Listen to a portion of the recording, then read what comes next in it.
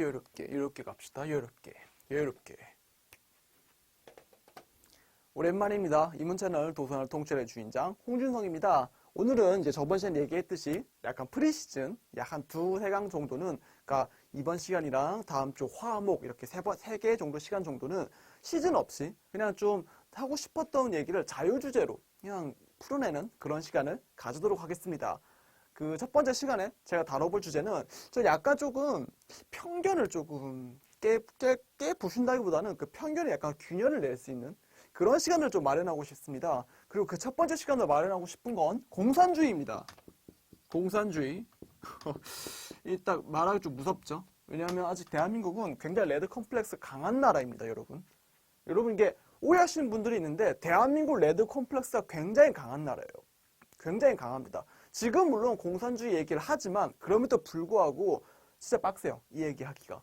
왜냐하면 여러분 잘 생각해 보시면 이를테면 17년 겨울에 촛불혁명이 있었죠. 그때 약간 들고 나왔던 구호 중 하나가 사회주의 관련된 그런 어떤 문구들이 있었습니다. 사실 사회주의라기보다는 뭐 독일이나 프랑스에서 하고 있는 약간 사민주의 뭐 그런 느낌의 개혁을 원하는 얘기였는데도 불구하고 이게 막 종편 방송이나 그쪽 패널들에서 막 북한을 찬양하고 체제를 전복시키려고 하는 막 그런 식으로 막 엄청 거품을 몰아제꼈어요. 물론 그건 여러분 어떤 선동적인 의미도 있습니다만, 여러분 중요한 거는 선동가가 선동을 하는 게 중요한 게 아니라 그 선동가가 어떤 선동을 했을 때 사람들이 기꺼이 그 선동에 넘어감. 왜 넘어가는 걸까? 왜 이 선동을 선택하는 걸까에 좀 더 초점을 맞춰야 됩니다.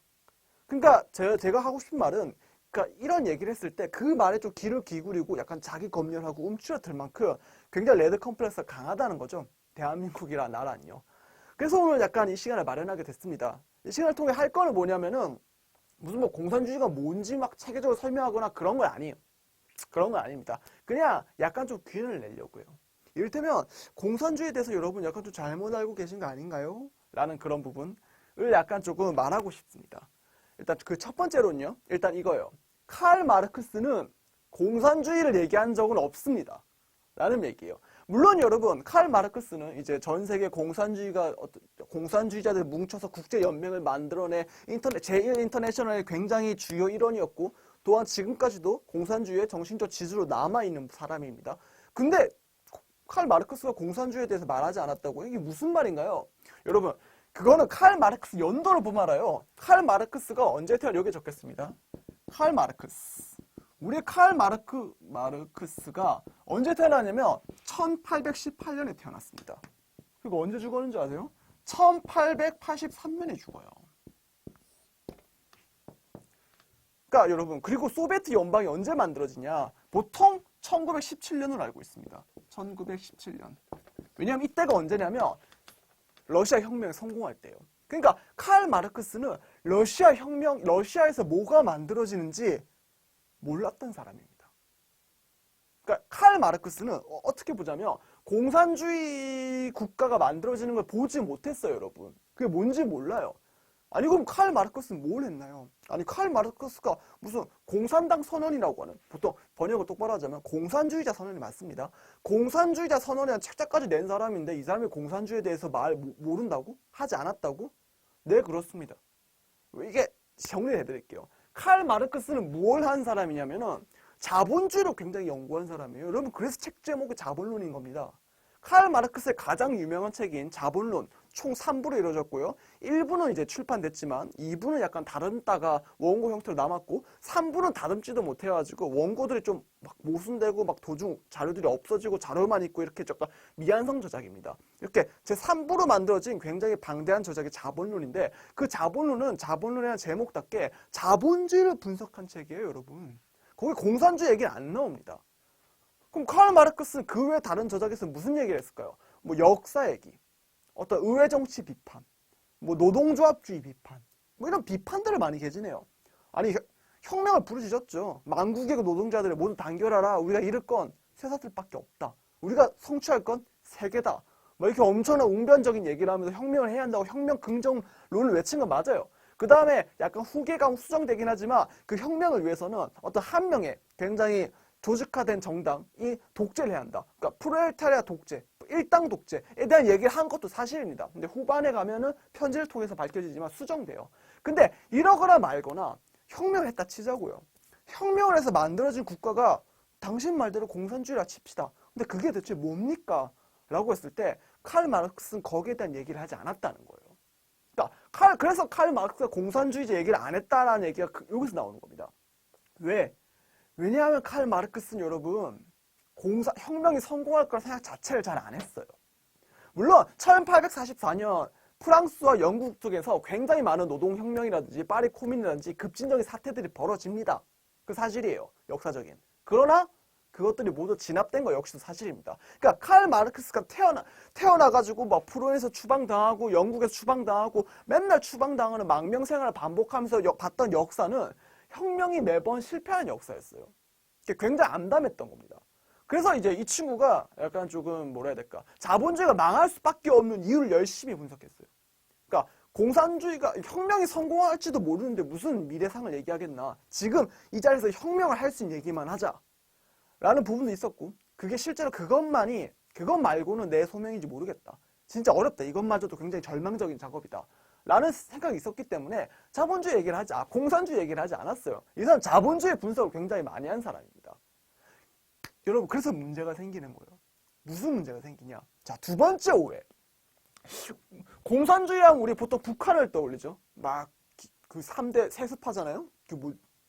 김일성, 김정은, 그 다음에 지금 이름 까먹었습니다. 그 친구 3대 세습을 하고 있죠.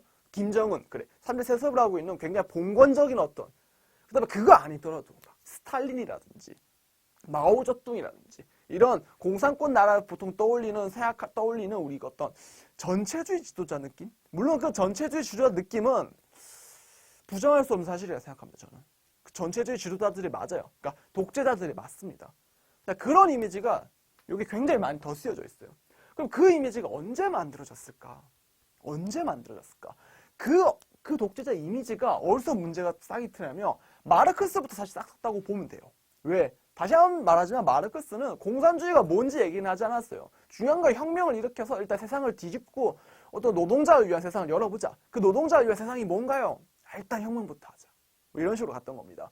그래서 칼 마르크스는 혁명이 뭔지 몰랐지만은 혁명은 벌어집니다. 언제 벌어질까요? 1917년 이전에 1905년이 있습니다.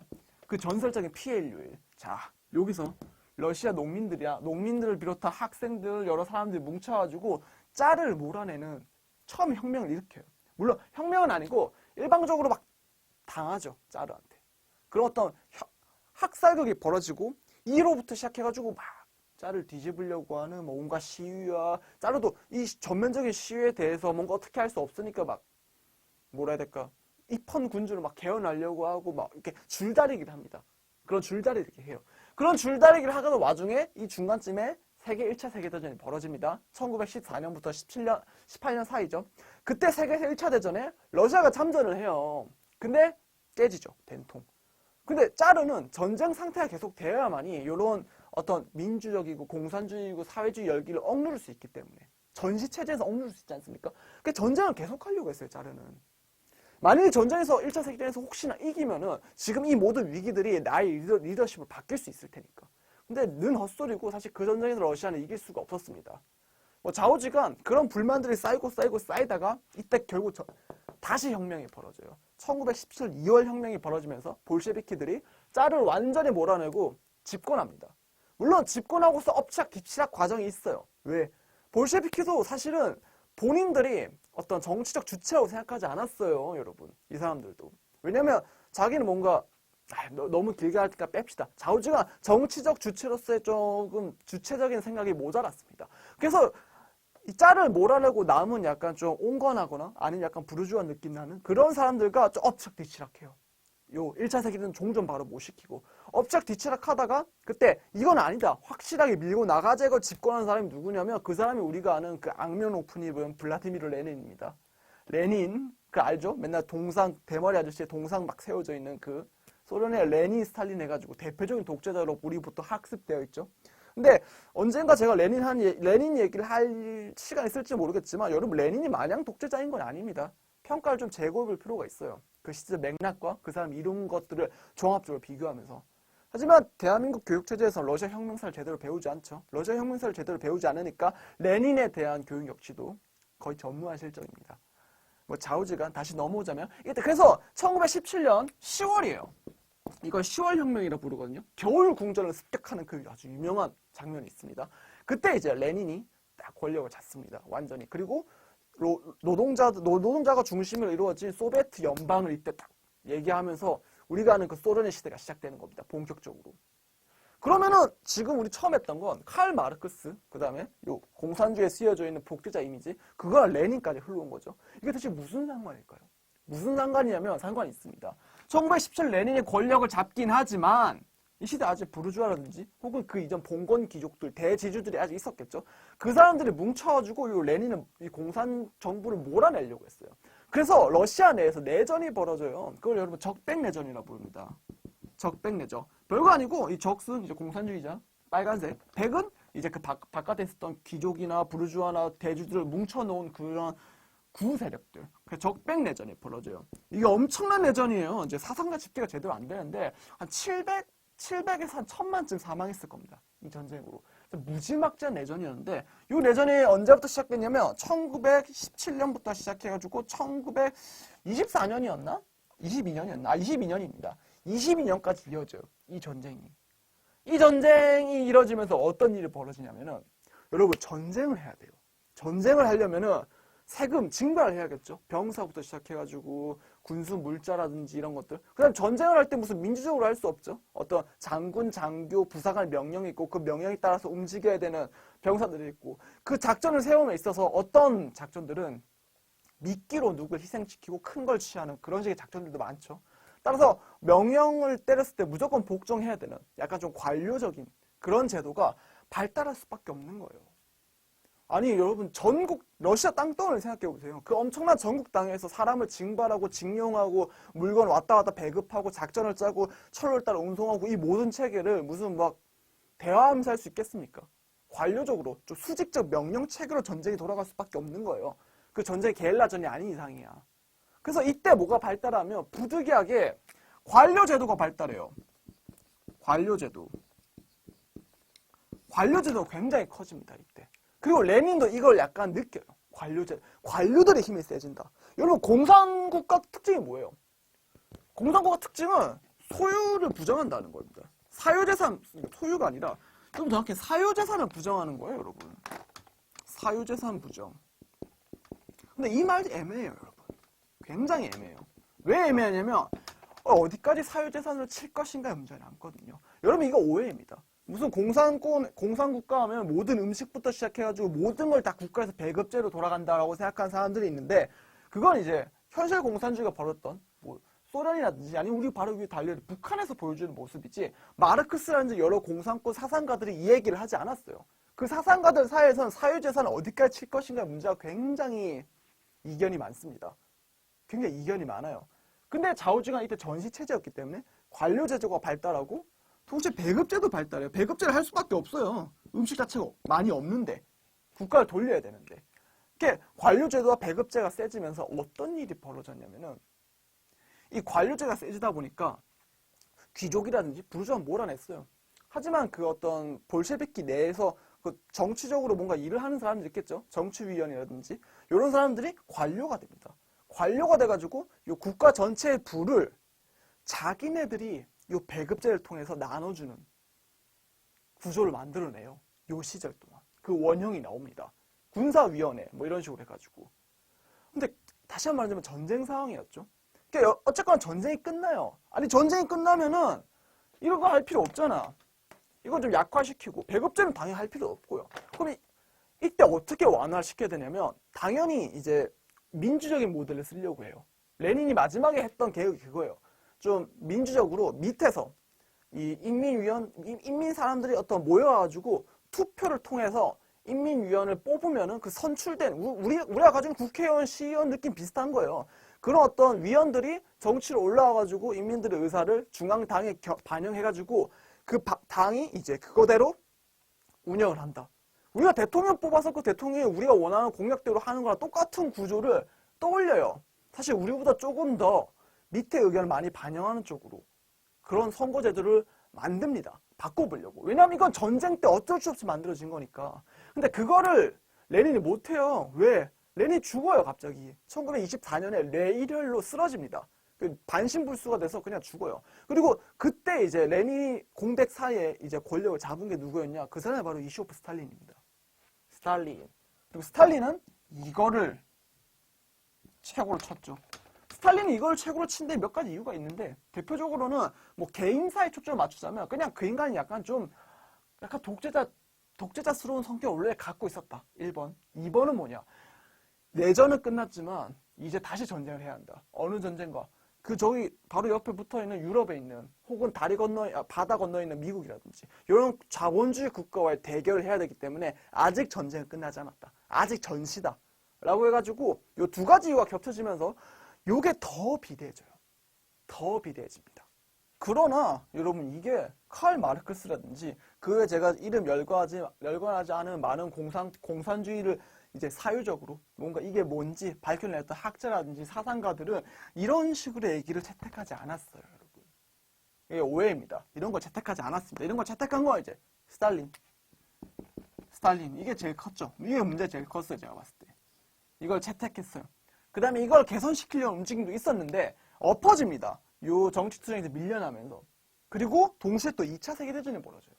1940년대, 50년대 2차 세계대전이 벌어지면서 이게 완전히 굳어져 버려요. 거대한 전쟁을 겪으면서. 관료제도, 배급제. 그래서 공산주의에서 사유재산, 어떤 부를 창출했을 때 그 부를 분배하는 방식, 결국 여러분 사유재산 플러스 분배 방식의 문제예요. 분배 방식. 여러분 진짜 이건 쉬운 겁니다. 이게 뭐냐면은 자본주의 국가에서 분배는 어떻게 누가 결정하나요? 부르주아가 결정해요. 노동자들이 물건을 만듭니다. 그 노동자들은 그 월급 100만 원, 150만 원 주고 고용된 그 임금만 받고 땡치는 거지. 여러분이 만약에 노동자로 고용돼가지고 150만 원 받고 노동자로 고용해서 여러분 노동을 해가지고 부를 1000만 원 창출했다 칩시다. 그럼 여러분 임금 제하고 남는 게 850만 원이죠. 그 850만 원에 대해서 여러분 권리가 없어요. 노동임금이 뭡니까? 임금이라고 하는 거는 여러분이 일한 대가를 받는 게 아니에요. 여러분 착각하고 있어요. 여러분의 일한 대가 그 임금이 아닙니다. 임금은 여러분이 그 계약을 통해서 그 돈을 받고 여러분이 만든 소유품이나 서비스에 대한 모든 권리를 부르주아한테 양도하는 거예요, 여러분. 그게 본질적인 겁니다. 뭐 좌우지간, 그래서 분배의 주권은 누가 들고 있죠? 경영자연합, 사장님, 부르주아 이런 사람들이 갖고 있는 거예요. 분배의 권한을. 그게 너무 그 사람들 너무 막 쥐어짜재끼니까 그나마 인간적인 생활을 하기 위해서 이 정도는 줘야 한다라고 정한 게 최저임금이에요. 법적으로. 그럼 우리나라 헌법이 만드는 최저임금은 누구한테 봉사하는 걸까? 여러분한테 봉사하는 걸까요? 아니 이 사람이 이걸 자꾸 할 수 있게 부르주아를 조력하는 법 아닐까? 그럼 관점에 따라 다르겠지만 칼 마르크스는 국가라고 하는 것이 이제 공산주의자 선언에서 부르주아의 위원회에 불과하다라고 비아냥거렸습니다. 그리고 많은 공산주의자들이 국가기구에 대해서 좋게 보지 않죠. 뭐 좌우지간 어쨌거나 분배 방식이 문제예요. 그럼 공산주의는 그 분배를 어떻게 하냐면 예를 들어 아까 예시를 똑같이 가져오자면 850만 원 부를 창출한 그 노동자들이 선택하게 하라 라고 합니다. 분배 주권을 노동자에게 돌려라. 근데 여러분 이 말도 애매한 거예요. 노동자가 뭔데 도대체? 아니 노동자가 뭔데요, 여러분 도대체? 일하는 사람들만 뜻하는 겁니까? 아니면 그냥 전체 노동자를 가리키는 겁니까? 여러분 굉장히 이거 난감한 문제예요. 왜? 이 시절에 이걸 어떻게 합당화 시켰냐면은 요 스탈린 치하에서 혹은 전시 체제에 대해서 레닌이라든지 요 공산권 서기장들이 이걸 어떻게 생각했냐면 노동자들이 부를 창출하는 건 맞다. 그리고 그 노동자는 우리가 대표한다. 따라서 노동자들이 창출한 그 부를 나누는 거는 노동자들이 아니라 우리다. 우리 관료들. 소비에트 연방을 굴리는 정치위원들. 이 수많은 내무 관료들이 노동자들이 만드는 부를 노동자들을 위해서 분배한다. 왜냐하면 우리는 부르주아나 이런 악덕한 부르주아나 짜르라든지 아니면 귀족이 아닌 우리는 노동자들이니까 우리만큼 노동자를 위해서 행할 수 있는 사람이 어디 있겠냐 라고 얘기하면서 노동자의 부를 얘네들이 분배해요. 그리고 얘네들이 분배하기 시작하니까 어떡하죠? 이제 요 관료들 썩어 들어가죠. 정치위원들, 인민위원들이 엄청난 부, 대저택, 엄청난 임금, 엄청난 혜택 이런 걸 받으면서 돌아갑니다. 아까 얘기했었죠? 부르주아 자본주의 체제에서 분배 주권은 자본가가 가지고 있죠. 요 주권은 노동자가 가진 게 아니에요. 스탈린 치하에서는. 스탈린과 그를 따른 관료들이 주권을 가진 거지. 따라서 여러분 약간 스탈린주의 치하의 소비에트 연방을 사실은 공산권 국가라고 안 부르는 사람도 많아요. 굉장히 엄밀하게 봐서. 왜? 이거는 스탈린이라고 하는 한 사람의 독재자가 이 거대한 소련이라고 하는 국가 전체를, 국가 기업 전체를 소유한 거다. 그러니까 얘가 엄청난 슈퍼, 울트라 부르주아지다. 내가 봤을 때. 이해돼요? 왜냐면 분배 주권은 노동자한테 없으니까, 이 나라에선. 관료에게 있으니까. 그래서 공산권 사상가들이 얘기할 때는 어떤 식으로 얘기가 되냐면은, 아까 적진 않았는데, 레닌이 뭔가, 이 노동자들이 뭔가 분배 주권을 갖는 그런 어떤 그러니까 민주주의 얘기. 쉽게 말하면 민주주의예요. 이 민주주의와 공산주의를 결합시켜야 한다. 이 얘기를 굉장히 많이 해요. 이 얘기를 굉장히 많이 합니다. 근데 여기서는 그런 얘기를 하지 않았죠. 그리고 역사적으로 이 얘기는 거의 공론화되지 않았어요. 왜? 1919년 현실사회주의가 무너지면서 이제 우리가 지금 레드 컴플렉스 시달리고 있는 것처럼 전 세계적으로 이제 공산주의는 무조건 악으로 보통 매도되는 경향이 굉장히 일반화됐고 그 상태로 지금 흘러오고 있는 겁니다. 그러니까 우리 약간 그 공산주의에 더 씌워진 굉장히 엄청난 선입견에 대해서 약간적 의문을 제기할 수 있는 첫 번째 세대가 지금 세대예요. 제가 봤을 때. 대한민국 쪽으로 봤을 때. 하지만 지금 얘기를 하고 있는 저나 이 얘기를 듣고 있는 여러분이나 공산주의 얘기는 아마 여러분 살아생전에 못할 겁니다. 제가 봤을 때. 못해요. 세대가 한 두세 대는 더 지나가야 될 겁니다. 왜? 이게 뭐 노력을 안 하고 말고 그런 회의주의 입장이 아니라 어떤 인식이 바뀌려고 하면은 보통 그 세대나 역사적으로 만들어진 습속을 뚫기 위해서는 한 두세 대는 항상 필요해요, 역사적으로. 하지만 그 작업을 이제 조금씩이라도 하려고 하는 거죠. 뭐 좌우지간 그래서 약간 이때 이런 체제가 만들어졌고 독재적으로 막 요 관료들이 썩어 문드러지는 그런 체제가 요런 흐름을 통해서 완성된 겁니다. 그리고 그 원흉 중 하나는 칼 마르크스가 거기에 대한 이론적 얘기를 하지 못했다. 그런 점을 좀 얘기하고 싶습니다. 하나만 덧붙이자면 그래서 약간 요 민주주의랑 공산주의를 결합시킨다고 했죠. 일단 이런 식으로 돌아가는 거예요. 그러면 어떤 한 공장 내에서 부를 창출했을 때 그 부를 어떻게 나눌 건가? 어떻게 나눌 거예요? 경영을 하거나 어쨌거나 공장은 분업화돼 있잖아요. 경영하고 홍보를 하고 마케팅하고 생산하고 이 모든 거 나눠져 있는데 그걸 뭐 전부 다 임금을 각자 막 자유대로 가져가는 뭐 그런 식으로 해야 되나? 그런 건 아니겠죠. 그래서 요 몇 가지 방식 중에 있는데 그중 하나가 노동자를 뽑게 하면 되지 않을까? 경영자는 노동자에서 선출돼야 되는 거니까 아무래도 노동자 구미에 맞게. 하지만 그렇다고 그 경영자가 회사를 망하게 할 정도로 노동자한테 많은 부를 분배해버리면은 그 노동 효율이 떨어져 버리겠죠. 따라서 노동자들 역시도 바보가 아니기 때문에 자기한테 가장 많은 임금을 주면서도 회사를 좀 더 살릴 수 있는 그런 식의 어떤 사람을 경영자를 뽑지 않을까? 라는 생각을 해가지고 노동자가 투표를 해야 한다. 라는 방식, 그게 이제 경제민주화의 어떤 핵심적인 부분 중 하나입니다.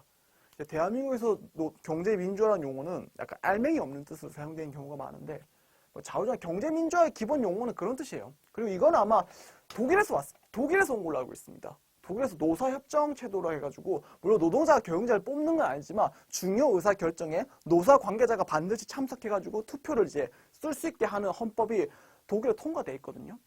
그래서 독일은 그런 식으로 돌아갑니다. 그걸 아마 조금 더 급진적으로 받아들여서 가지고 아마 민주주의와 공산주의를 결합시킨 그런 사상들이 나오고 있는 걸로 알지만 저도 그 사상이 잘 모르죠. 그리고 여러분 소개하고 있죠. 왜냐하면 그만큼 이게 생소한 거예요. 모든 일반적인 사람 상식에서. 네, 뭐 좌우지간 이 정도 얘기하면 굉장히 많이 얘기할 것 같네요. 하나만 더 언급하자면 그래서 이제 이거 약간 격가지입니다. 우리 이제 지금 세계에서 가장 인기가 많은 공산주의자 누굽니까? 가장 인기가 많은 공산주의자. 슬라브의 지적이죠. 슬라브의 지적이 요 소비에트 연방에 속했었던 슬로베니아. 그때 슬로베니아가 아니라 유고슬라비아죠. 유고슬라비아 내에서 태어난 사람이에요. 그 류블리안이었나? 그 수도에서 태어났는데 이 사람이 이제 요 공산권 국가가 무너질 때 이 사람이 공산주의 편에 서가지고 대통령 선거에 그거 아세요? 슬라브의 지적은 대통령 선거에 출마했던 사람입니다. 그러니까 장난 아니에요. 그 사람 이력을 보면 굉장히 재밌는 사람인데 그 사람이 어디에 서가지고 선거에 출마했냐면 공산권에 서가지고 선거에 출마하지 않았어요. 오히려 자유주의 진영, 민주주의 얘기를 하는 그쪽에 서가지고 대통령 선거에 출마해가지고 많은 표를 얻고 유명세를 날리게 됩니다. 그래서 그때 여러분 사실은 이 공산주의 사상가들한테 슬라브의 지지가 왕따를 당해요. 밀려납니다. 완전히. 배신자라고. 근데 슬라브의 지적이 왜 구공산권을 비판하면서 자유주의 진영에서 서서 뭔가 선거제도와 민주주의 얘기를 부르짖으면서 대통령 선거에 출마했고 동시에 그 이외에는 또 자유주의 얘기가 아니라 공산주의 재복권이 필요하다 얘기를 꺼내면서 이 녀석 도대체 뭐야? 불확치야 뭐야? 정체성이 뭐야? 라는 논쟁을 불러일으키는 그런 행보를 왜 밟냐면은 이것 때문이에요. 이 주권을 노동자한테 줘야 되는데 이 고공산권 사회에서는 주권이 관료와 요 독재자한테 있으니까. 근데 이걸 먼저 망가뜨리고 민주주의를 먼저 성취한다. 직접 민주주의를 먼저 가져야 한다. 그 직접 민주주의를 가져서 그 직접 민주주의를 이루고 있는 그 인민들이 요 공산 체제를 선택하게 해야 한다. 뭐 이런 식으로 사고 전환을 한 거예요. 어떤 사고 전략 전환을. 그래가지고 약간 좀 지금 이 얘기는 약간 슬라브의 지적인 느낌이랑 비슷합니다. 만 또 요즘도 그렇지도 않아요. 왜냐면 슬라브 지적이 이거에 대해서 약간 좀 회의감 느끼는 것 같아요. 애매해져. 이 사람 생각이. 요거의 복권인지 아니면 레닌 같은 혁명투사 얘기만 하다 끝날 작정인지 아니면 직접 민주주의 얘기를 그럼에도 불구하고 꺼낼 건지 아니면 요 세 가지를 해결적이고 낙관적으로 제독화된 변증법적으로 종합하는 그런 사상서를 내놓을 것인지가 지금 아주 종횡무진 아주 난잡합니다. 학계 최전선에서는. 제가 봐도 정리가 안 된 것 같아요. 정리할 수 있을까? 쉽지 않은 작업일 텐데 그래서 잘 모르겠네요. 그래서 그 슬로베나 코제니가 해낼지 못할지 잘 모르겠습니다. 하지만 뭐 좌우지간 지금 상황이 이렇게 돌아가고 있다는 거를 저는 여러분들에게 소개하고자 합니다. 네, 격가지로 곁들인 얘기가 너무 길어졌네요. 뭐 좌우지간 오늘은 이런 얘기를 하면서 공산주의에 대한 편견을 약간 좀 균열을 내는 그런 시간을 가져봤고 균열이 낫기를 희망해 봅니다. 네, 좋습니다. 이만 마치도록 하겠습니다. 총총.